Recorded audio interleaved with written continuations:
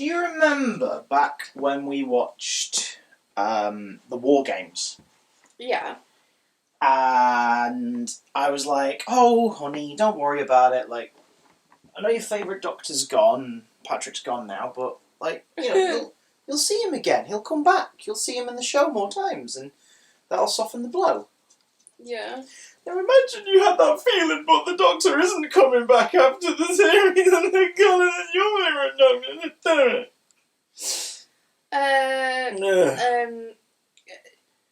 Bees. Why not? Welcome back to Doctor Who Review, a video podcast. If you're wondering why can't we see your faces, you never do. It's just sort of an aesthetic thing. You don't want to see it. This is kind of like when you put You that ambient fish tank video on in the background and you just let it play. We're kind of like that, but with more swearing and lots of Doctor Who. I'm Chris. I'm not Chris. And we didn't introduce ourselves last video. We snuck it in later, but you're right, we didn't do an intro. We didn't. But maybe that's because we don't want to do the formalities because it means say goodbye to this era. Okay, so for those who've not seen any review prior to this or watched any of my Doctor Who content prior to this, hi, welcome to a new concept that this is my favourite run of the show ever. This year, this series, this Doctor, the writing, the stories, the guest cast, the monsters, the pedals. This is it for me. Like, this is my favourite run of Doctor Who. We finished now, we're not watching anymore. We are watching more. Don't scare them like that. But I was dreading this because I didn't want it to finish. Because though I obviously can watch this any time I like, and as you've seen if you watch the last few reviews, we own 3 physical copies of this shitting series. We do. So I can watch it any time I like. But as part one is mine, one is yours, and one is yours. Mine again. And this is the OG. I had to crack this out for the last one, the big bastard box set from 2005. I had to bring this one out for the last review of Series 1. Because, though I could watch it any time, since we started this Doctor Who marathon in early 2018, unless it's been a new episode going out on TV, I haven't revisited any of them at any point. I think I may have revisited... That's not a lie. I think I may have revisited a couple of Jodie's stories in 2019 from her first series. But that's it.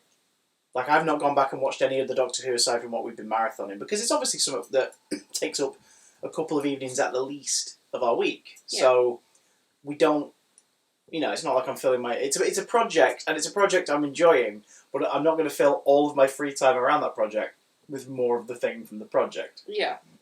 Same way that when you're a teenager... You get sick of Kes or To Kill a Mockingbird, books like that, because you're made to study them. And then later on you think about them a lot more and you go, actually, that's pretty damn amazing. Yay. And you might revisit them or you might check out an adaptation or whatever. Oh, sorry, the dog just flopped down. Sorry, in my peripheral, that was quite amusing. Sorry. Oh dear. I love how we're on video, like, I don't know, 50-something, and you still don't understand how off-camera things don't register to the viewer. I know, I'm so sorry, but it made me laugh, and I thought I had to explain why I laughed. And this is why it's a video podcast. If it was an audio, Lucy would just be describing things she's seeing without telling you that the things she's seeing. I'm great at I Spy. Well, do you know what you are great at? Summing up episodes. The last 3 episodes of this series. Boomtown is our first one. What happens in Boomtown? The TARDIS is running out of juice. Yeah, it needs a top-up. Who knew? It needs a top-up. So the best place to charge it is on the Rift in Cardiff. Yeah, from Young Quiet Dead. Yeah. I learned that it exists there. And... Thank you, Gwyneth. Or rather, Gwyneth's corpse. Oh. So the Doctor, Jack, and Rose, they stop there in Cardiff, and Rose tells Mickey that she needs her passport when she really doesn't. Yeah, so Mickey, why would you need that? She's like, it's all only good for you. What if we end up in like Brazil or Marbella or something, and I get ass still stopped? Like, I'm gonna need it. And she honestly doesn't care. She just wants Mickey to be there. So he's there, and then they're hanging out and chatting. They're hanging out. They're having a meal, and the Doctor notices the front of a magazine. The new mayor of Cardiff is a familiar face. It is. Let's see if you can remember either of their names. And I don't mean the actor. Blomfeld Fetch Blom. What's the humanite alias of the character? Sharon. Margaret Blaine. The name's Margaret Blaine. Blomfell-Fletch. Blomfell-Foch. Pasadena. You are so close. You have no idea how close you are. It's Margaret Blaine from World War III and Aliens of London, aka Blomfell-Foch Pasamir de Slevine. Hi, Min. Can I?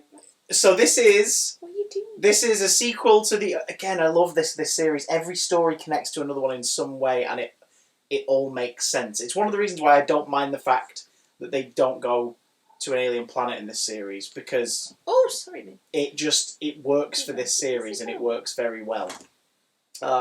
This is a sequel to Aliens of London World War III and The Unquiet Dead. Yeah. It means we get Annette Badland back as the last surviving member of the Slevine family, who it turns out teleported away from the explosion, the missile explosion from the last story that we saw them in.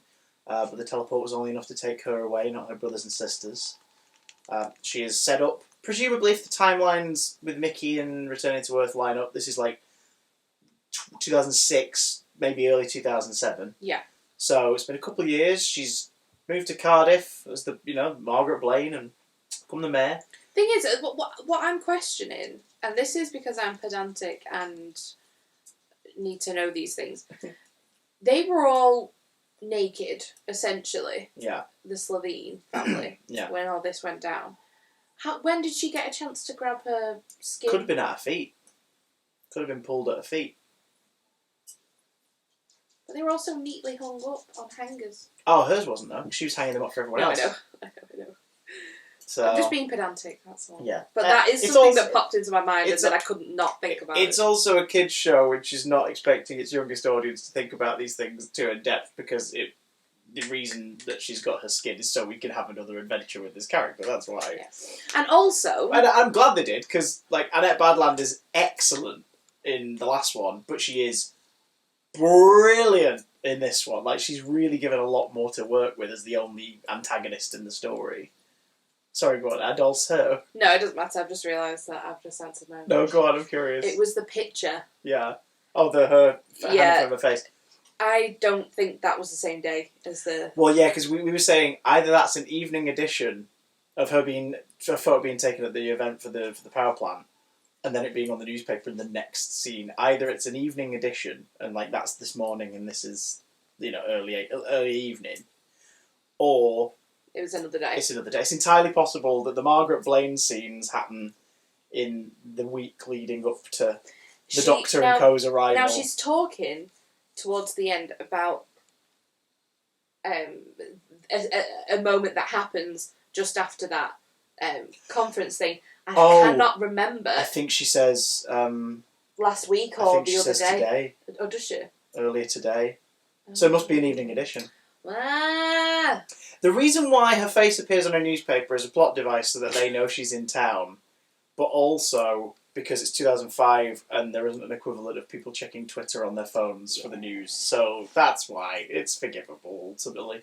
The Mayor of Cardiff, Margaret Blaine, has been rather sort of a private individual, but she's been spearheading, in particular, a nuclear power station to be built on top of the site of Cardiff Castle that will bring jobs for all. Pithy applause from 30 people in the room. Yeah. Like it's a town meeting in the Tim Burton Batman movies. All 30 people.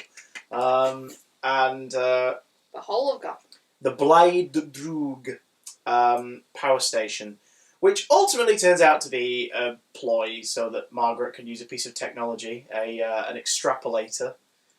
A cosmic surfboard. Essentially, to surf it in a force field as this power station, using the power of the rift, blows the Earth to pieces. So it will turn it into molten slag eventually. She can probably profit off the sale of it. It's somewhere down the line. Yeah. But the main modus operandi for her here is to use this cosmic surfboard tech to basically glide away from the explosion and find a life somewhere else and get the hell off of Earth. Yeah. The site of the death of her immediate family in the previous adventure. She's been killing people. We sort of get hints as to what... We see what happens to one of them, but we get hints as to what happened to a lot of the others.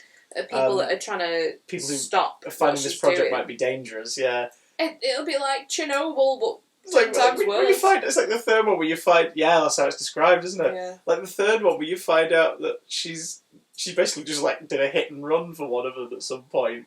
Do you know what I mean? It's yeah, like, if I know how visibility was low, I couldn't see a thing. You're sort of like, oh my god. And some people were decapitated, oh, yeah, it's just like electrocuted. It's like he was... what's it, found dead, slipped on an icy patch. He was decapitated. It was a very icy patch. She gets some brilliant lines in this. Like, this is full of gallows humour, but it's also a story that's all about death. That's the central topic of this story. Yeah. Death. Because the Doctor and Co find her, they do a sting operation using a bunch of Nokias, and they find her.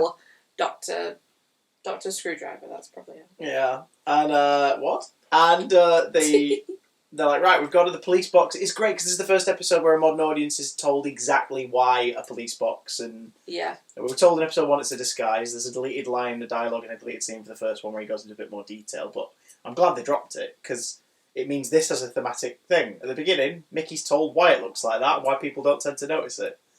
And then later on, it is a police public call box. They have a prisoner in the TARDIS. They do. And they're going to keep an eye on them until it's time to go take them to the police, as it were. Because, of course, the Slitheen family are wanted on Raxacorico Fallopatorius for their many crimes. Raxacorico Fallopatorius.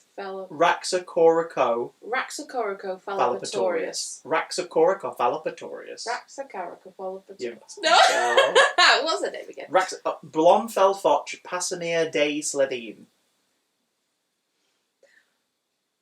Karen. Yeah, Margaret. So, she reveals that the Slitheen family were tried in their absence and have all been sentenced to death. So to return her to Raxacorico Fallopatorius is to return her to the death sentence.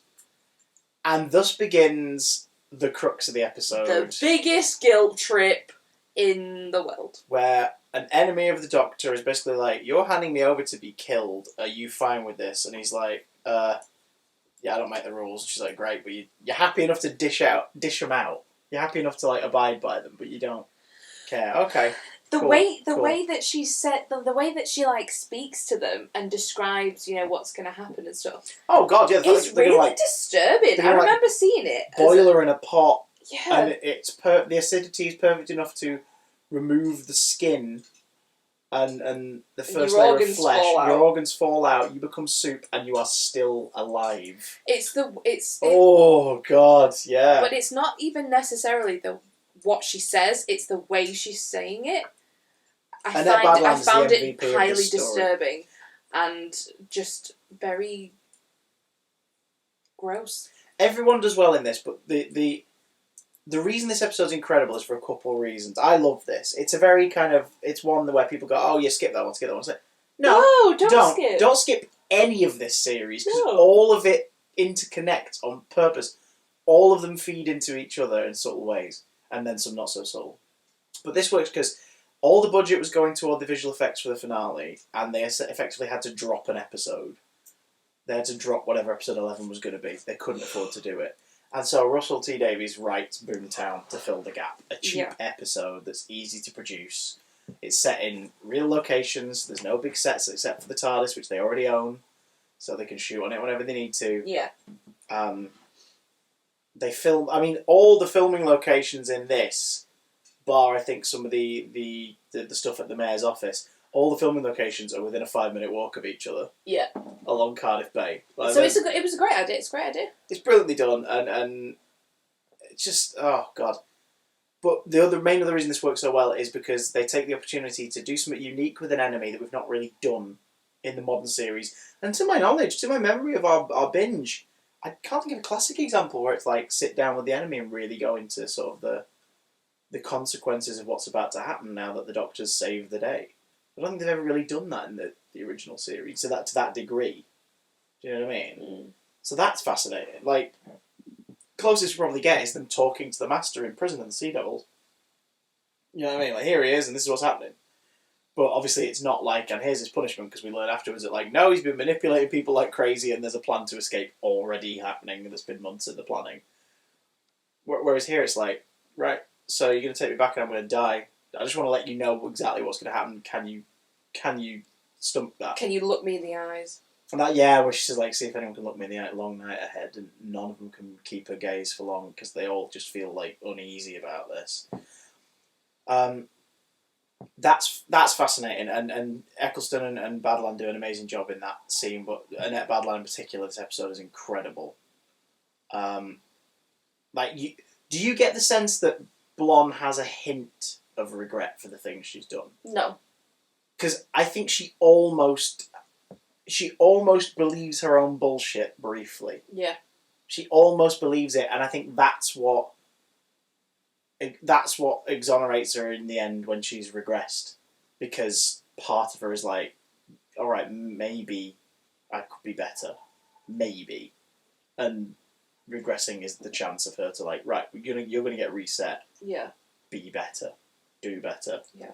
Because I don't think the TARDIS would just randomly, like, get into someone's head and go, you're a good person now, and you're a baby. My work is done. I think it's more like, you want that chance? This is the only way. Here it is. This is the only way you're going to be able to change. Yeah, is if you basically this version of you never exists. had this life. Yeah. Because it's, like, effectively the TARDIS executes her. But then and then it hits the reset button. Yeah. Like a phoenix. But other than that, she's a proper baddie, and she's great at it. I mean, she really plays. I think she feels fear for what's about to happen to her. She's genuinely scared that everything she's doing isn't a plan. The TARDIS and the because there's a plan B. The extrapolator is like, if I'm ever caught, then I know that whoever did it would have superior technology. So the extrapolator goes into setting B, where it, like, zaps the power of that superior technology and uses that to open the rift instead of the nuclear power station's explosion. And then it's just going to happen anyway. It's very clever. I don't think that's a guarantee that it would work. Yeah. So I think when she's pleading for her life, she's not just stalling for time, she is pleading for her life. Because she's like, they're going to take me home and I'm going to die. I mean, there's those close-ups of her in the restaurant, of her and the doctor, where she's, like, probably got tears in her eyes. Oh, yeah. And they don't feel fake. They feel like she's actually scared. Yeah. But then she could be stalling. That's what makes her such an interesting villain. It's like, how much of this is for show, and how much of this is her genuinely going, oh shit, I might actually die this time. Oh god. Balls. Yeah. Because I think part of her is starting to change. I don't think so. Well, you see that earlier when she finds out that the lady's with child, like with a kid. I think she and does she's always like, oh. I think she's like that literally because she misses her family. Well, that's it. Like, she is still learning to empathise because of that. Like, she misses her family and she realises to kill this woman would be to deprive her of starting her family. Do you know what I mean? Yeah. But then, as the Doctor points out, it doesn't matter. Like, that's how people like you live with yourself, because, like, once in a while, somebody smiled, or, you know, like, said the right thing, or begged, and you let them go. Yeah. And, like, all that stuff it shows you that the Doctor really has gotten into the minds of some absolute monsters over the years he's been travelling. Well, it also makes you think. But the way that she's like, you're very quick to think of this, like, you sound like you know this yourself. It's like, oh, yeah. That's what a killer would think. Yeah. And it makes you think, oh my god, what has the Doctor done whilst we've been away? Well, we know. Double genocide. Exactly. It's like, what, like... But also just in their previous incarnations. Do you know what I mean? Yeah. Like, I think both of us... I mean, correct me if I'm wrong, I think both of us are on the thing of, like, if the Doctor has to defeat an enemy completely by either tricking them into their own demise or, you know, pressing the button when need be to save the greater number. Yeah. And it's literally the only option they have that isn't... It's the only alternative they have to everyone being killed. Yeah. I don't think the Doctor is against doing that. No. they always want to find the better way, and what makes them someone that we admire is that they tend to fight until the better way is found. Yeah. But, you know, like, I don't have any issues with the Doctor taking a life or allowing something bad to happen to the antagonist that results in their death, if they are doing it because it's the only alternative to everyone it's the dying. only option, Yeah. Like, I don't mind that, because we can't be like, no, the Doctor always saves a life. And it's like, we've seen the Doctor shoot people with lasers, we've seen him throw people into baths of acid, we've seen him beat a robot duplicate of himself to death. Like, the Doctor does what is, you know, arachnids in the UK, in the more recent years, like, the spiders are going to die because their bodies are not prepared, like to take in oxygen at that size. Like, they're eventually going to die. So she's like, the best we can do is leave them, let them have a natural life and a natural death. Like, I'm not gonna magically fix this because something horrible turned them into this, but they don't deserve to be killed for it. But they're gonna die soon, and if she somehow fixed everything, then they'd just breed, wipe out the planet, kill everyone. Yeah, exactly. Whereas here, they can, as horrible as it is, live out the rest of their very brief natural life in that hotel and then die. Yeah. So it's not an easy decision, and that's the point. It's not an easy decision. It's not a nice decision. None of it is. But that's the message of this series, is that he did a horrible thing and wiped out 2 races to save the rest of creation. Yeah. And he lives with that every day. He regrets that he had to do it, and it haunts him every waking minute. Yeah. But the rest of the universe is alive because of that decision. Because of that decision, and it's, you know, it's. I think what makes heroes, and especially like the Doctor, what makes them heroes is that they will always strive to find the better way. Yeah. Sometimes the better way isn't there, which means the heroism is about taking the most difficult step on behalf of everyone. Do you know what I mean? So it's, you know, meh. You can't have an issue with it now if you didn't have an issue with him tricking Davros into blowing up Skaro. Do you know what I mean? Exactly. It's the same sort of stuff. The other MVP of this is Mickey. This script gives Noel Clarke and Russell T Davies a chance to sort of go, yeah, Rose,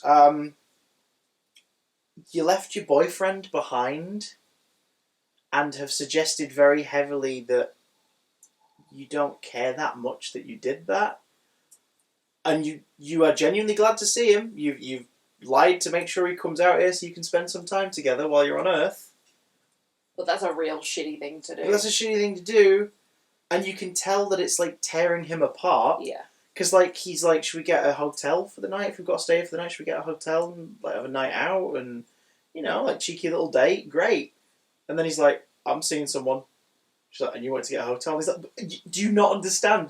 I don't know what you want me to do. Like, are we together? Yeah. Are we not? Like, what is happening? And it's heartbreaking. It's really, really upsetting. And a lot of people in the fandom over recent years have really opened up about the fact they think Rose is a very selfish character. Yes, she is. She's 19. She's 19 years old. Exactly. She's not, like, I'm not saying anyone really is completely learned and knows what to do and how to behave. We're always learning. We're all winging it. We're always learning and we're always making mistakes up until the moment we kick the bucket. But at 19, you tend to make way more selfish decisions and mistakes than you do when you're, like, say, 29, 39, 49. Like, she's seen the unit, and it's done brilliantly in the canteen sequence in the next story. But it's like, she's seen something else. And of course she wants to, like, do that for the rest of her life. Of course she does. It's exciting. Yeah. But you can't also expect everyone to wait for you. Especially when it comes to, like, you know, young love. He's waiting around going, what am I doing? Yeah. Like, what is this? And Noel Clarke plays it so well, and I love the fact that they don't reconcile. I love the fact that he just, after she's gone and the story's been wrapped up and dealt with, he just goes. Like, he sees that she's alive, like he waits to see her looking for him, and then he leaves. Yeah. And I don't blame him at all. And it's done so well. Billy Piper's great in this, and John Barrowman's great in this as well, but I think this episode belongs to Annette Badland and Noel Clarke. I think this is their time to shine. We also set up the idea that the TARDIS can be sort of the heart of the TARDIS, as they call it, the sentience of the machine, that its link to the time vortex can be accessed. It panics in this and it opens up to Blonde and saves the day. Again, the Doctor doesn't save the day; something else does. That turns out to be a prequel for the next story. Because what does Blythe Droog mean? That means bad wolf. And they take notice. And then just dismiss it.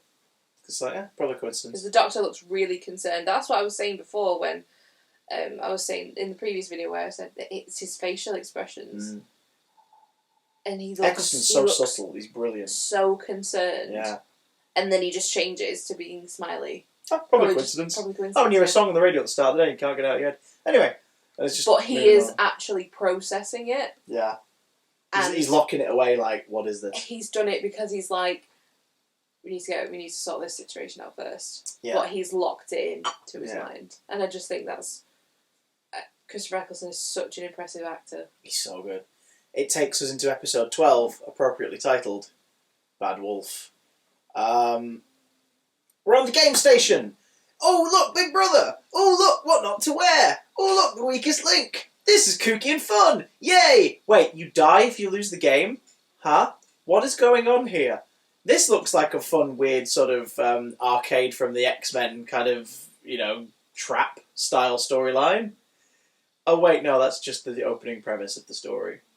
The game station turns out to be Satellite 5 from the long game. This is a sequel. The news cycle and all the corrupt news from the Jagrafess's reign being stopped didn't, unfortunately, lead to what the Doctor assumed it would, with Cathcar and others leading it, like them getting the truth out there. It led to whatever forces behind the Jagrafess keeping everything muted long enough that the world fell into absolute confusion and fear.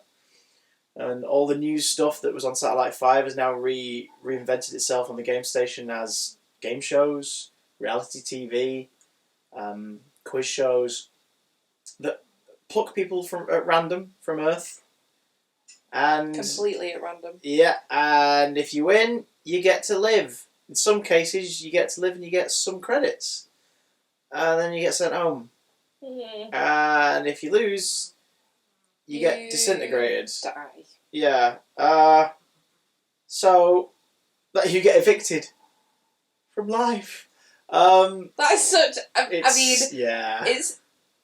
It's a powerful phrase. Yeah. But my God, is it cheesy? Yeah. It's so cheesy. Yeah, I can't remember the name of the actress now, but Linda with a Y, who is brilliant. Fab, yeah. I don't think anyone could have got away with that line and not made it sound weird. This episode is so early 2000s, it hurts. But, it hurts in a good way.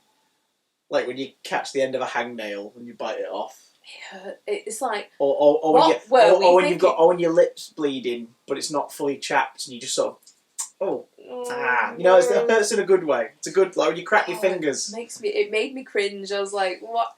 Because obviously it's a very good representation as to what life was like, because that's when it was made. And it's like, what were we all thinking? Why did we wear that? Why? Let's be honest, today's not that much different, depressing when it comes to the entertainment landscape, never mind the fashion. Weakest link, I used to... some of the fashion's deliberate. Linda with a Y is basically Rose in a different colour scheme. She is. She's not in the reds and the blues. She's in pastel blues and pinks and purples. But you change the colour scheme, she's basically wearing what Rose wore in Rose. That's very true. Which is again all subtle and all on purpose. Yeah. What followed was 100 years of essentially regression. The human race is glued to TV just to entertainment. it's gladiatorial in that they're watching people die in these game shows, and that's fine. No one agrees with it, but they just let it happen because it's how it is. We have to really hammer in the 2005. We have synthetic representation or recreations of hosts of these shows. So the What Not to Wear thing is Trini and Susanna as robots, whose names were, if I remember correctly, the names are Trini and Susanna, but they're just spelt with like numbers between every other letter. And we have the most famously, I think, the breakout star of Series 1, really, in terms of how much people talked about it at the time. Because, like, the Moxa Balhoun was all over merchandise and things like that. But the android was the thing that everyone kept going, oh my god, the robot Anne Robinson. Voiced, of course, by Trini and Susanna, Anne Robinson, and the Davina droid, voiced by Davina McCall for the Big Brother house. That's very funny. It's a good little sort of, alright, there it is. Because if they're going to keep making these things en masse, they're like, well, of course they're going to go retro, and they're going to use the old like presenters who are obviously centuries dead at this point, so we'll just do robot versions. At the time, it would have been like, way, yeah, it's actually them. What? And now it's weird, because it's like, well, they wouldn't do that, just recreate people who used to be alive to do it later, and it's like, sorry, didn't Rogue One bring Peter Cushing back from the dead a few years ago? Oh shoot, yeah, you're right. Who's the android? Anne Robinson. Anne Robinson. Is she still alive? She's still with us, yeah, as far as I'm aware. What's she doing? Probably pithily putting down anyone who walks in her path. That's what's great about this. For anyone too young to remember The Weakest Link or to have seen it in circulation so much, Anne Robinson was basically like that. She was just nasty and pithy. But on purpose, though. That was kind of the premise of it, yeah, to the contestants. And in here, it's brilliant. It's like, you're a traveller, so you're unemployed. You're unemployed, and yet you can still afford peroxide.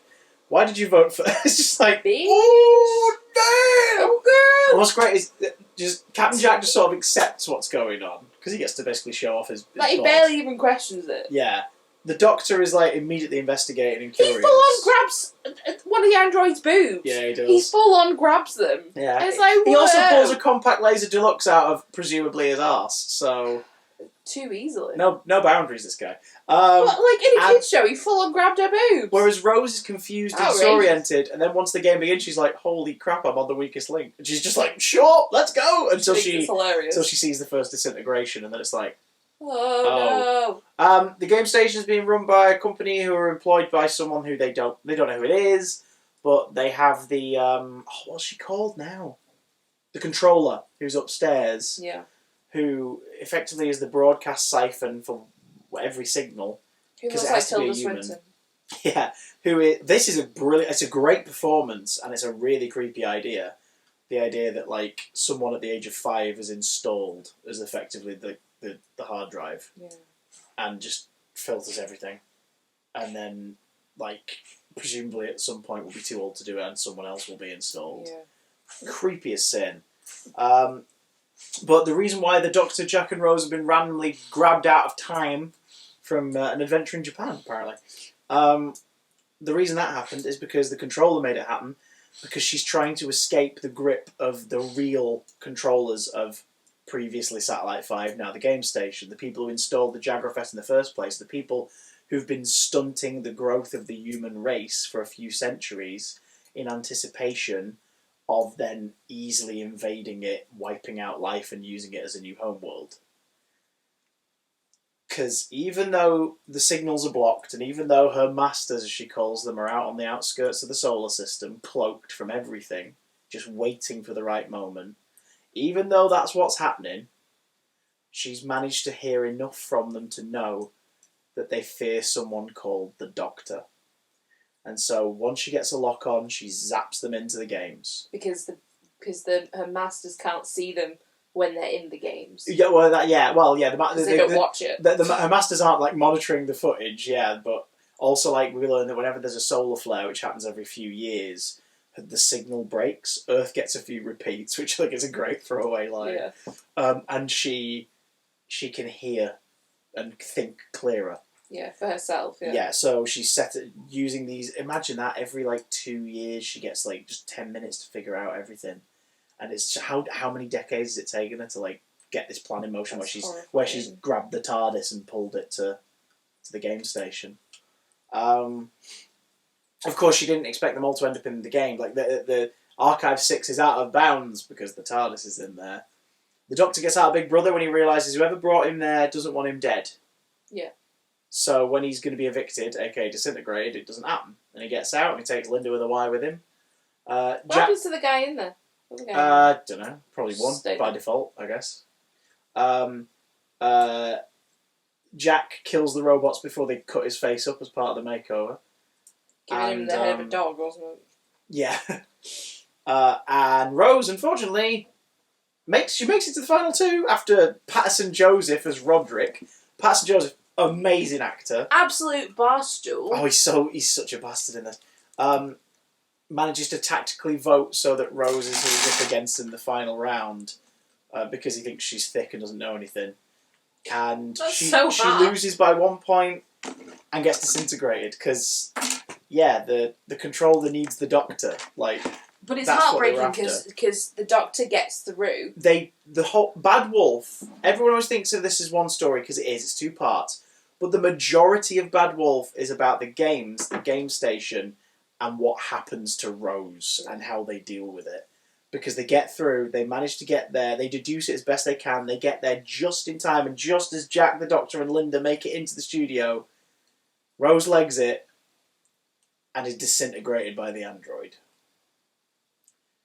And the show... This is the first episode where it hasn't been... Well, no, actually, last episode did this too, did a bit of setting up for this.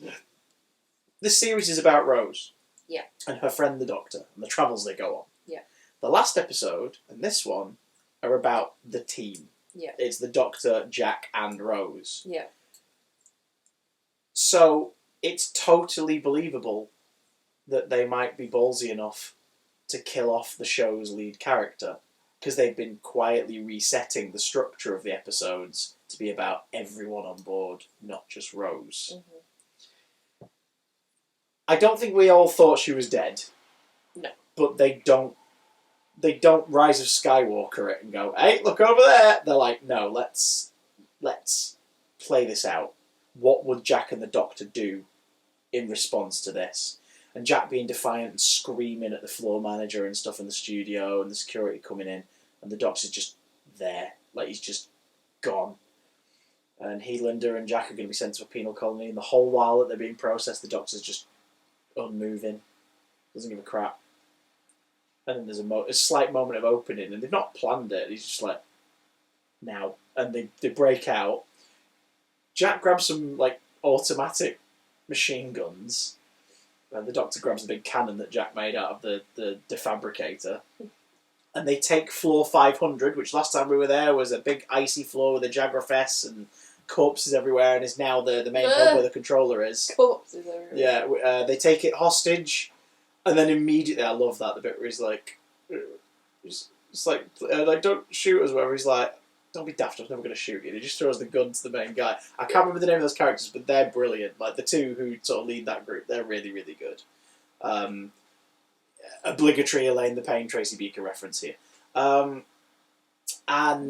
it's like, the whole, like, right, what's it for, whatever? But I've got your gun. Well, go on, shoot me. What's it for? It's just like, yeah, okay, fair enough. Can I put this down? Can I put this down? Yeah, if you like.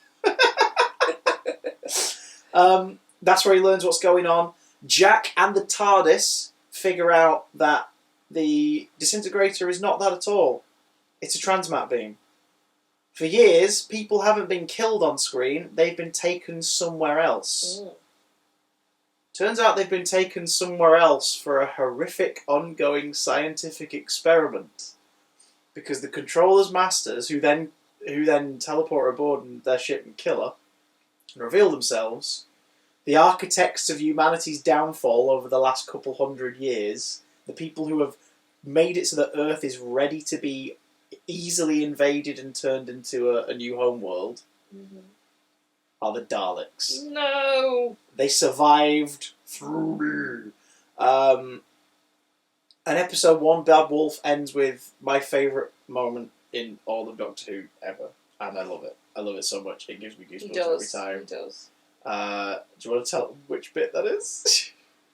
So, the Doctor is telling them, essentially, I'm gonna... Now that they've revealed themselves. Yeah, I'm gonna get you all. And, Rose, I'm coming to get you. The Big Brother reference. But just... Oh, no, I didn't think of it like that. That's what it is. But it's not It's not played for comedy. Eccleston doesn't play it for comedy, which is why it works so well. Because it's like, oh yeah. It's kind of... It's good because it's the Doctor, like, not holding back. The Time War was for nothing, as far as he's concerned now. The final day, where he pulled the trigger and wiped out 2 species, was for nothing. Yeah. Because the Daleks are still out there. They're way smaller in number, but they are growing. Because they sort of figure it out that there's like nearly 500,000. Yeah. Like, potentially on those ships. Like, nearly 500,000 of them ready. Oh, God. So he puts on his front and he's a git to him. Because we realise... Because they keep Rose for leverage. Like, they don't do whatever they've done to everyone else to her. They keep her for leverage. Yeah. And they make that point, and it's like, surrender, and he just goes, no. And, oh, God, the music and everything. I'm like, explain yourself. I said no. What is the meaning of this negative? It means no. Oh, my God, I love it. Just, it's so good. It's so good. Because he basically just says to him, like, he reassures Rose, and you, the audience, at that moment are like, yeah, alright, absolutely. He's going to do it. He's just like, going to save Rose, and then I'm going to wipe every last stinking Dalek out of the sky. But you have no weapons, no plan. Yeah. Doesn't that just scare you to death? You're like, oh my God. Like the man who's faced down Daleks a dozen times before is back. Like, he's ready to, like, deal with them and get them done. But then there's these moments in this story, and especially in the next one, where you're like, this is terrifying. Yeah. He's so frightened for everything, and thinking that the horrid thing he did to get rid of them was a waste. Was for nothing, and was just the murder of his people. Because the Daleks have survived. Here's a question for you. It's also one of the few cliffhangers that's a positive cliffhanger. Yeah, the cliffhanger's ending is, oh my God, there's a load of Daleks and they're ready to fight. But the real cliffhanger is, I'm going to save the day. Yeah. And that's the cliffhanger. Go on. It makes me think back to the Tom Baker episode where with Davros, with Genesis. Carl. Do I have the right? Yeah. To kill. Do you think that if he could go back and change that, he would? Well, the Fifth Doctor already said that he wished he'd had. He wished he'd done it. Yeah. But then when faced with the opportunity to shoot and kill Davros, he can't bring himself to do it. So it's... I think so. Because again, they revisit that more specifically in the 12th Doctor story, the Magician's Apprentice and the Witch's Familiar. Right. They visit it specifically when, on a minefield, he's given the opportunity to save a small boy, and then he learns who the boy is as he's about to do it, and he's just Davros. Lucy just mimed who is it. Oh. To be fair, you did watch that one, but you only ever seen it once, and you didn't stick around for that series. It was Doctor Capaldi. Oh, okay. Like, so that's the more direct kind of... Capaldi. That's the more direct follow-up to that question. Oh, Because once again, he's given the opportunity... What? Was it Mark Gatiss? What, it was what, Mark Gatiss? Was it in the war, when... It's a war, but it's not that one. No. Bloody hell. No. He's given the opportunity to let a young Davros die in a minefield on the battlefield in Skaro. And we'll get to that when we get to it. But that's the more direct sequel to Genesis in terms of that question. It's like, yeah, you had the opportunity to stop his creation. Now you have the opportunity to stop him. Yeah, it's like the theory of going back and killing Hitler. Killing baby. Do I have the right to kill Bobby Davros? That's where the Five Who Fans joke starts. That makes sense. So I'm getting so many Five Who Fans jokes now. You didn't get the viewer. So yeah, he started with the next episode. The Doctor rushes the heck in. There's enough of a shield on the TARDIS to sort of keep them safe for now. It's a very cool shot of them stood outside the TARDIS, and the Dalek starts shooting at him, but he's just like, "Is that it? Non point." So that shield can, what is it? That shield can deflect anything. And Jack goes like, almost everything. So, yes, thanks, but I wasn't going to tell them that. bloody hell, Jack. That's very funny. But they get Rose, and there's the way he faces off against them. You can see, based on again, just Eccleston, his quiet moments, these two stories. The way he's facing off against them is him reassuring himself, "I can do this. I can do this. I can do this." He's winging it. He's absolutely winging it. The bit where he's like really going on, like, "You had all your emotions removed. I bet there's just one spark in there. It's fear. Doesn't it just burn when you face me?" Yeah. And he's right, because that bit where he's like, "I am talking," and two of them just back up. They just go like, "Whoa," and it's like, okay, crazy. Because here's the thing. We learn what the game station has been doing as a function. It's a giant satellite blocking the Daleks from any signals out in the solar system, so no one knows they're there, ready and waiting. But also the contestants have been transmatted here to be pulped and genetically liquefied and meddled with, because 1 in every million samples produces a gene that's compatible with the Dalek mutation. These Daleks didn't exist in the Time War. They've been created since. Yeah. They are part human. Yeah. Because that's their flesh. That's the origin of their flesh. They hate it. They hate their own existence, which, as the Doctor says, makes them more dangerous than ever. Mm-hmm. But the reason why they're still obeying, the reason why they're not just driving around shooting everything up on a rampage, is because of the one who made them, the one who started this experiment. The Dalek Emperor could be the same one from Evil of the Daleks. We don't know. Who, of course, we didn't get to see that story, but we read up on it. Big old dome boy in the corner with all the wires coming out of him. It could be the same Dalek. Big old dome boy. It could be the same Dalek Emperor. It could be a new one, but it is the pre-Davros era equivalent of the boss. That's the top dog. Mm-hmm. Then there's the Supreme who leads whatever the fleets are, and that's been various different Supremes and different versions, and sometimes the same one in a different case and whatnot. But this is the top dog.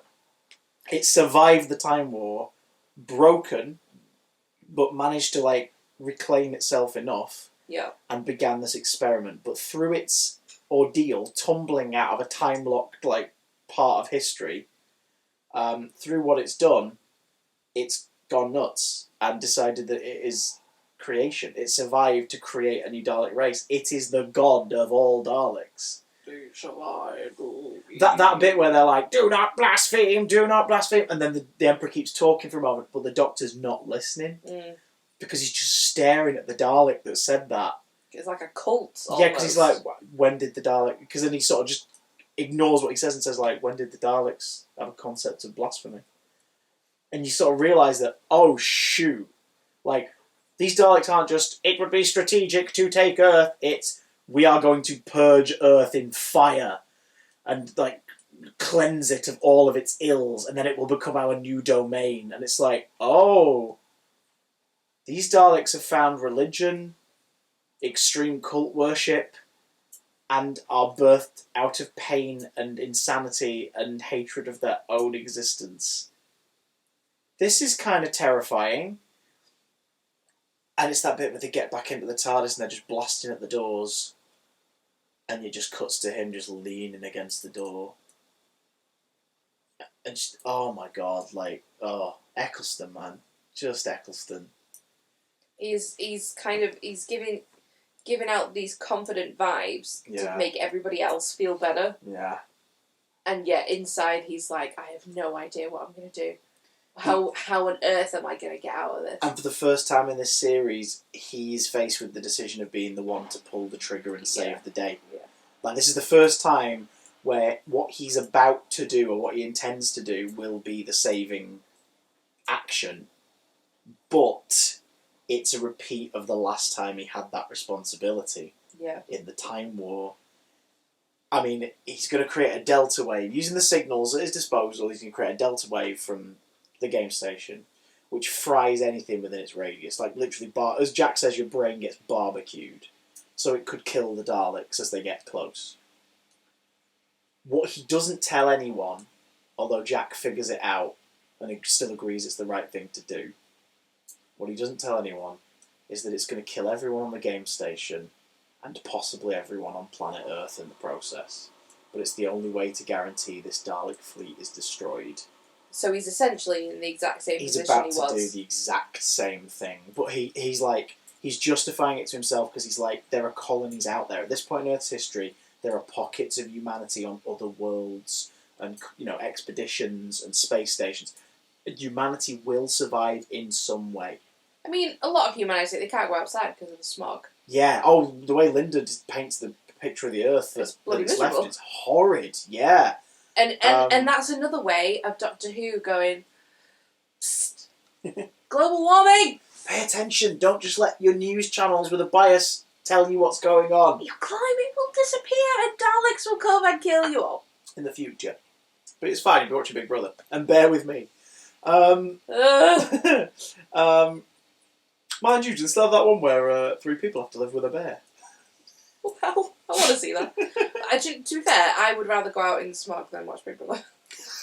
To be completely honest. He's faced a difficult choice, but he bluffs Rose into helping him out. He sort of tricks her into thinking that she making a... Because she sort of suggests, can we not just go back and warn him? He's like, I can't cross over my, my personal timeline, but part of the event. She's like, yeah. And he says, we could just escape. I love this, because it's sort of the moment where you realise even after Father's Day and stuff this year, like he knows he picked the right person, like the best person to travel with, really. Yeah. He's just like, we could just escape, like we could just go away from here and leave him to it, let history, take its course, and we can go and do this, that, and the other. She's like, you wouldn't do that, and he's like, but you never asked. She's like, well, He says you see that he's like, that's why she's brilliant. Yeah. At no point was she like, let's just go. Like, we're going to stay here and face down certain death because it's the right thing to do. Yeah. And then he tricks her into thinking that going back in his own timeline might actually help them out some way. And she trusts him so much. We can build the delta wave quicker if maybe we get the energy from the vortex. Like, oh, brilliant! Go in there and hold on to this, and I'll do that. And then, God, that moment. Because you think, I don't know about you, but the first time I watched this, I was like, oh my God! They found a way. Do you know what I mean? This is the push. Yeah, yeah. And then, he runs out. And the door's closed, and he runs out the tower, and he still keeps it up for just a moment longer. He sort of runs down the hallway a bit, and then just stops, and completely drops, turns around, triggers the TARDIS, and sends Rose back home to her mum.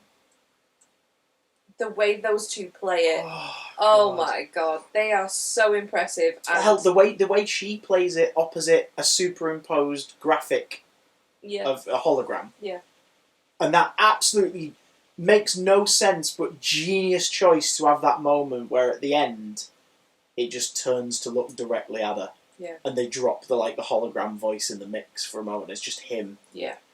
I love that so much. And I love the fact that becomes an established part of the TARDIS now, that there are emergency protocols built in for things. Which makes complete sense. I can't remember which one it is. It's Series 3 or Series 4. It happens in a Tennant story. Yeah. Well, there's a hologram of him addresses someone. Yeah. And it's like, that makes sense. Isn't it addressing Martha? It's either Martha or Donna. It's just one of those series. But we'll get to it. But yeah, it happens in one of those. Where it's like, oh, so this is a thing. Yeah, we're watching it. I don't know if it's it might be the Fox. No, because she watches a video in that one. I don't know. Maybe. I don't know.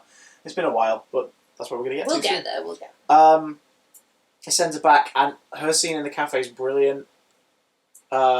Mickey just seeing she's in dismay and not pulling her up about the last time they saw each other, and just being there for his friend. Immediately runs to her. Well, yeah. Once he sees, he hears it. Well, he hears it, but then when he sees her, yeah, he's like, "Oh God, what's happened?" There's no kind of follow up to right. We come back to apologise then, or it's like. No, he just immediately is there for her to as a friend to make sure she's okay. Well, just the fact that her mum tries to distract her the best way she can by just taking her up some fish and chips or something, just something to oh, this is nice. But just the fact that he heard it and legged it, says a lot. He may have been seeing this girl, but he loves Rose. Yeah. Maybe not. Whether this will continue as a relationship, exactly. He adores this person. He loves her so much. And it's just, again... he dropped everything. Noel Clarke and Camille Kajoria are in this briefly, but they absolutely know what they're doing, and they're so good. Especially Camille, when, Rose opens up and is like... It's like, well, your dad would say the same, you have to just let things go, or whatever. She's like, no, he wouldn't. I met him. And, so, again, this story, this two-parter, is a sequel to The Long Game, It's a sequel to Dalek. The heart of the TARDIS gets used as a result of this, which is a sequel to Boomtown. Yeah.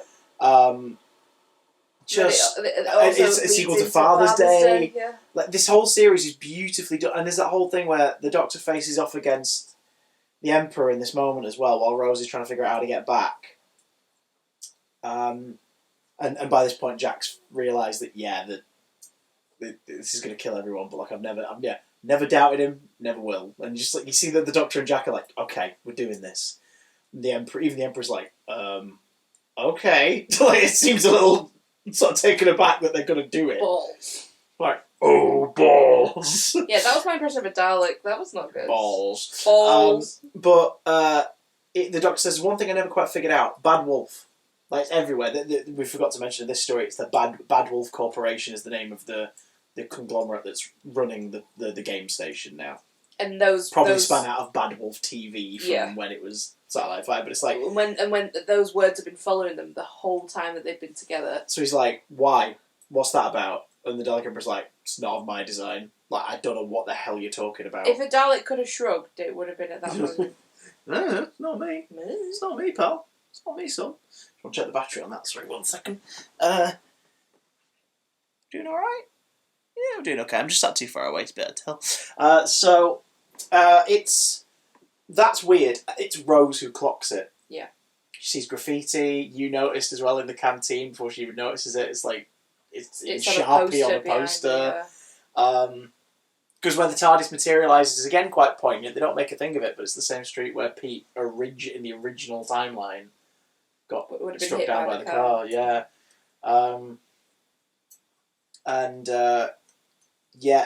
She clocks it, and there's graffiti that's been in the like, on the park, as Mickey notes, like for years, like since we were kids. It's just a phrase, and Rose clocks it. Bad Wolf was never a warning. It was a guide. Yeah. It was saying that, like, you know, all things lead to this. It's a sign that she needs to keep trying. So she cracks open with the help of Jackie's mates, like Fabio. It's not like that. Like the big truck gets the heart of the TARDIS open, and the TARDIS immediately starts getting into her head, slams the door shut, and dematerializes, leaving Mickey and Jackie be like, "What's happening? Like, what is going on?" Yeah. As the Doctor is suddenly rounded on by Daleks who have taken the time to go down to Floor Zero to kill all the civilians, even though they didn't need to. They just did it. It's almost like they have the human instinct to not do that. Like, they don't need to do that. Yeah. And they're like, but they choose to do it anyway. We're choosing to do it because we're going to go against any human instinct that we have. Also, we get word that like some of the smaller ships have started bombing whole continents. Like they've gone down to Earth and started attacking. Them, yeah. Linda with a Y gets murdered in probably the most chilling way. Yeah. Like this guy here with his like cutter arm starts to weld through the door, and then you just see those ones float outside the glass. But then the Doctor's like, they can't get through there. They can't get through there, and then that one starts, and then she turns around, and you just it's so haunting because you don't even hear it, but you just see the lights go. Flash, flash, flash, flash. And you know exactly what it's just said as it blasts through the window and she presumably gets sucked out into space and dies. Poor Linda with a Y, who they absolutely code throughout all of this, is going to join the cast. And then she dies. It's such a good tactic by Russell and the team that you get attached to this character. She's really sweet. She fits right into this. You're sweet. Everyone thinks she's sweet. And the Doctor likes her automatically. In an oddly sexual kind of response. That's just how it seemed to me. Not sexual, but kind of kids flirting, like nervous flirting. Which I don't mind, because the idea is this Doctor has kind of, over the course of the series, he's opened up a little bit more to being personable. You don't need it. And now, but I think, I'll be honest, I think that's played up a little more just to sort of see her reaction, because she's she's a selfish and kind of needy 19-year-old who's still a kid, really. Yeah. And it's it's more to play that up. But then after that sort of goodbye, you get a beautiful moment where Jack says bye to both of them because he's already twigged that he's probably not going to come back from this. Yeah. Where he just gives them both like this loving kiss goodbye. I love that moment. It's so goddamn sweet and it's played so And do you know what I really love? At that time, if Jack were to kiss the Doctor in anything else, it would have been made a thing of. You know, like... I remember there being certain papers. No, I don't mean that. As well. I mean, like, you'd have, like, a close-up of the Doctor's face, like, what? Oh, right, yeah. On the other TV at the time, they would have made a thing of, like, oh, that was a surprise, or, like, oh, awkward moment. But no, not at all. Like that at all. It's not even... Nobody bats an eyelid. It's played so... the only comedy from it comes unintentionally. Rose's response was being incredibly sweet. So, like, oh, hello. Like, she sort of was quite taken aback. She sort of chews on her lip. Like, yeah, she's so cute. It's really cute. But it's just played as compassionate because that's what it is. But Jack knows he's probably not going to survive. The team get killed. They don't concentrate their fire enough, or their concentrated fire technique is doing sod all. And then Jack gets murdered. Exterminate. Kind of figured that. Dead. He gets the last words, though. He does. And though Rose returns, and we learn the Bad Wolf is basically Rose and the TARDIS as one. The vortex is inside of her head, and she uses this temporary Deus Ex Machina power, which I completely forgive, because the show established it a story ago that it exists. To divide, like, scatter the words Bad Wolf through time, and divide the atoms of the Dalek fleet and scatter them. And then she starts to go a bit too far. And she's like, I give life. And I don't think she even knows she did it. No, because it's... And the Doctor doesn't know she did it, because suddenly Jack gasps back to life in the corridor. But the point of this is that the vortex is taking part. The vortex is interrupting things being used by Rose. And the Doctor's like, it's gonna kill... You're gonna burn! Because when he's given the chance to set the Delta Wave off and kill everything, he can't do it. Are you coward or killer? Yeah, killer or coward. And he's gonna push the thing, and just, again, the way Eccleston plays it, pain look on his face, he's like, coward, any day. And then he accepts his death. Looks just like, it's like, maybe it's time. And he just sort of closes his eyes and is like, here we go. Nope. So let's get wiped out. And that's when the Doctor finally makes a sacrificial play. He steps up and is the hero, because he knows that this thing is going to kill Rose. And he takes it from her. And again, it's there's undertext, there's textual romance in this series that early on in the series is not romantic, but later in the series it does feel a little more like that. And it culminates in what happens next.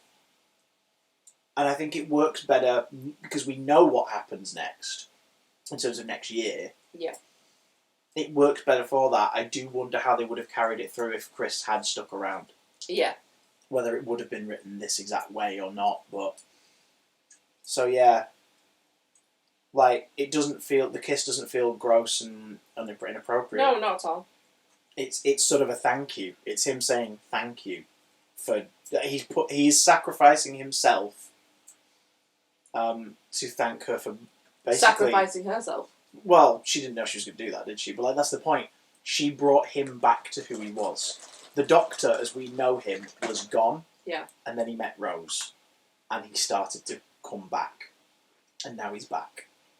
She and also in this, just in terms of this immediate moment, she stopped him from doing the worst thing he's ever done again. So it's a thank you. It's a,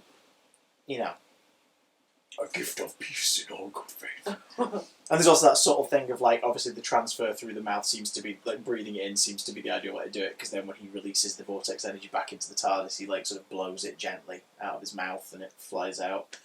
But he makes sure she's alive, they get in the TARDIS, and they leave, not knowing that Jack is alive as he watches the TARDIS disappear. I remember watching that the first time, being like, no! You left him! Oh my god! But again, I kind of like that, because they don't... It's not resolved in Doctor Who.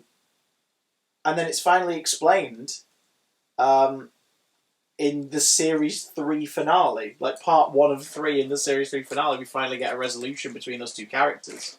But obviously we get a story with Jack before then, dealing with what he's done since.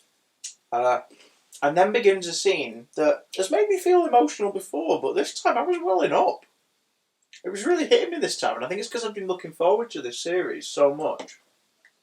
And knowing that this journey, with this Doctor and this arc that this series has, is over. I got really sad this time. So you have it in 3, like... No, but I mean, like, because we've worked up to it. No, I know. We started this marathon. You were dead with me knowing that 27-ish series in, we get to my favourite Doctor, my favourite year, my favourite stories, my favourite arc. And now that we've done it, it's like, oh my god, this is really sad. But now we're at one of my favourite Doctors. What, we're going to go back and watch more Paddy? Shall we? Well, we will eventually, because we've got some animations to watch for a bonus video. But they're there, she's okay, and he sees his hand glowing. And I've talked about this a lot. It'll be linked to the end of this video. My 9 is 10 podcast. I did a whole series about Series 1, so we really go in depth on this. But I love how this is played. I love how this regeneration scene is played so much. Because it's very understated, and it's one of the few times where he regenerates happy. Yeah. Like, that is not a thing that he gets to do. He's not in peril at that moment. Like, the third Doctor gets to at least sort of say, attempt a comforting word to Sarah Jane before he passes. The fourth Doctor, again, like, he's in a lot of pain. He just fell from a radio telescope. But he very calmly and you know, clearly to his friends explains it's going to be okay. Yeah.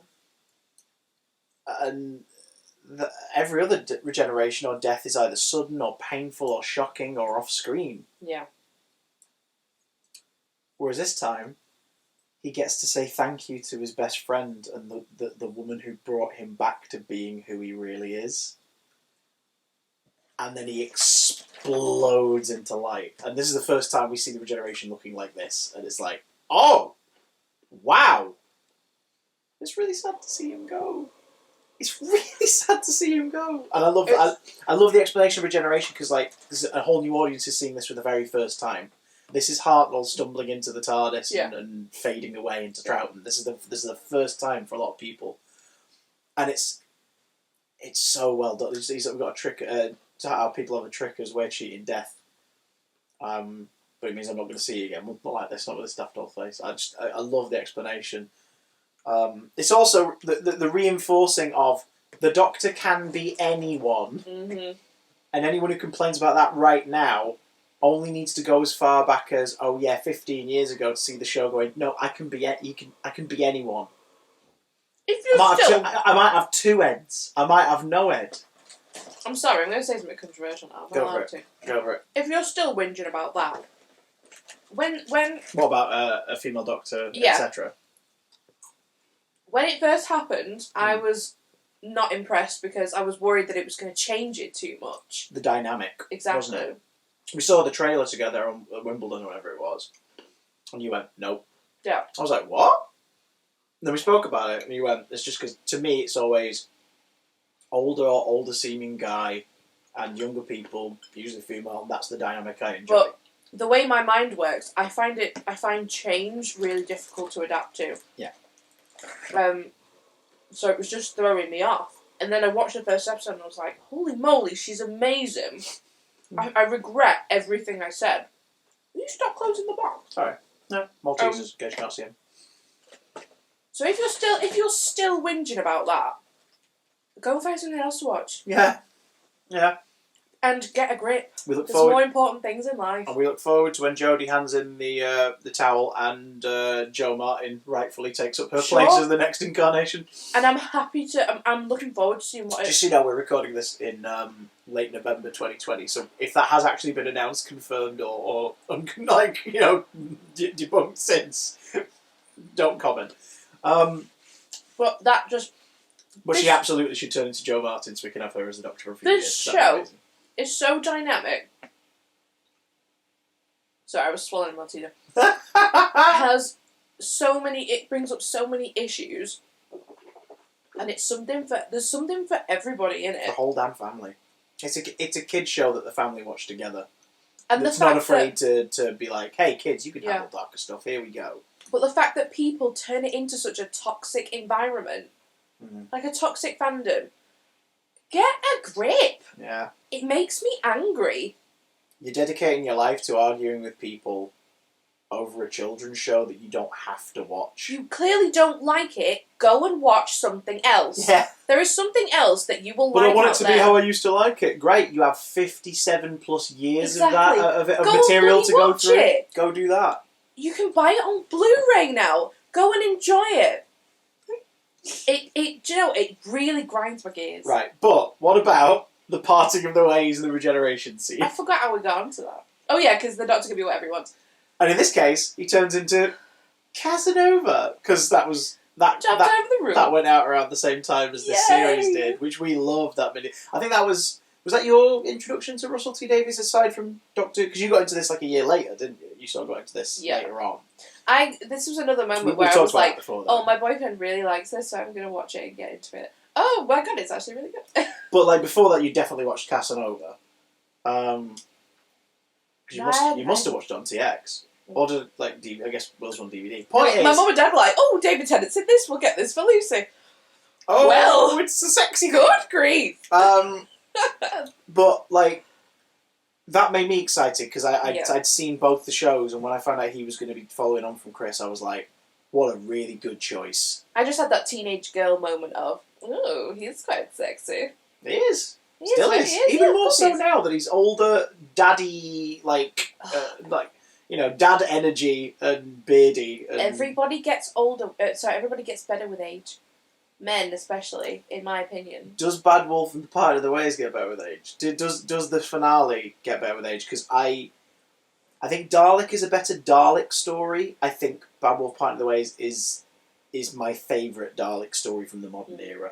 I love it so much, and it's not massively a Dalek story, but I think the Daleks work better when they are the antagonists and not the focus of the episode. Like the Daleks in Genesis are terrifying because we barely see them and they only speak a couple times. You know what I mean? Like the ethos around them and what they can do is scarier. Yeah. Like it's cool to face off against the Dalek, but they're not great conversational partners. No. You know what I mean? And the only reason the long conversations with the Emperor work in this is because the Emperor isn't just cold logic and shouting. He's God and, biblical and fire and brimstone and all that stuff, which makes it different. Yeah. Plus his design's amazing. Yeah, it is, yeah. Love it. I will not die. I've just realised that's what Rassilon says at the end of this era. That's what Rassilon said. Timothy Dalton's Rassilon says, I will not die. Like that's sort of his. How do you remember all these things? Because I love this show and I love this era, but this series in particular, I love it. I think this series is aged in the way we said before, in the best way. It's a time capsule of 2005. Yeah, but it's still the Blu-ray transfer isn't much crisper. No. Sounds great. The sound is beautiful, and it's just nice to have it in the highest def possible. But the show doesn't start shooting in high definition until the 2009 specials. So, it's not going to look like a movie until the 2009 specials start, but I still love this, and I still get sad when my Doctor leaves. Yeah. I get sad when he leaves, but I'm happy that there are 13 episodes of him that I can go back and watch whenever I want. Yeah. Excuse me. Do I want him to come back? No. Not really. I think it works better as this. If someone turns around and goes, actually for the 60th, these Doctors are going to take part and this is how, and it's something that makes me go, oh, okay, that's a good sparing use of him, then great. But, I would have loved to have seen what a second series of Christopher Eccleston would have been like. Because there was going to be one. He was doing at least It's just such a shame that everything that happened. Yeah. Fallout's behind the scenes and him fighting for sort of crew rights and all this stuff. There's so many things in what was going on in real life with his dad. And if you've not read I Love the Bones of You, go read it. Chris Eccleston's memoir. It's really good, and it sort of fills you in on what he has been going on in his life and in his own personal struggles over the last 20-odd years. And it's great reading. It does kind of make you respect his performance in the series even more because of what he was juggling at the same time. But also follow him on Instagram because he's such a dad. He is. Although he started, as of this month, he started doing that thing where he like deletes all of his posts every now and again, and then like just posts a few things. I'm sure you can find him somewhere. So definitely follow him so you don't miss him. It means the legendary Heaton Park Instagram video has disappeared. Oh but no! That'll exist on YouTube somewhere. Hope the world turns around and shits on you. Well, not on you, Chris, because you're my favourite Doctor. Damn it, and I love you to bits, and I love this series. What are your thoughts on Series 1? Let us know down below in the comments. In real life, it's November, and I'm going away for work next week for a couple of weeks, which means that our marathon's going to take a bit of a break. But before I go away, we're going to watch effectively the coda, the dessert, the epilogue for Series 1, because it feels like it belongs in the same kind of bubble as Series 1. Yeah. Although it is the beginning of a new era.